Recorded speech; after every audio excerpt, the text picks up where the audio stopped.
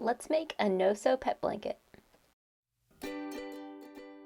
For the blanket, you're going to want 2 pieces of fleece that are cut out in a rectangle that is slightly larger than whatever size you want your blanket to be.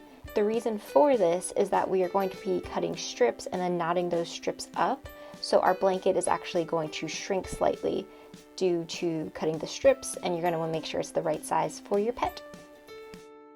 Once you have that rectangle cut out, you are then going to be cutting out a square from each corner. So I do around 4 inches at each corner, and this is going to be how we get those knots together.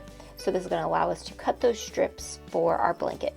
So you're just going to do this at each corner edge so that you'll end up having basically a rectangle with 4 squares cut out of it. So now that that's complete, we can start cutting our strips.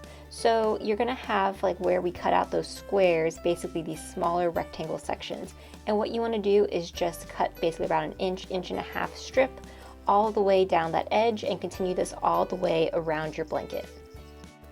For this, you're going to want to make sure that you are cutting out those strips for both the top piece of fabric as well as the bottom.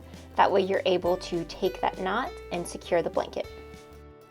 And now it is time to knot our blanket. So you're going to take those 2 pieces, so the top fleece as well as the bottom fleece, and just do a very simple double knot all the way across your blanket.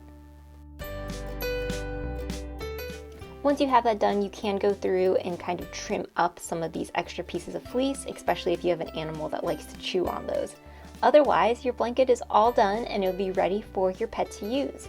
I love to put these on furniture, in a crate. You can make them in different sizes, different colors. They're just really fun. If you like this video and you want to see more, be sure to like and subscribe.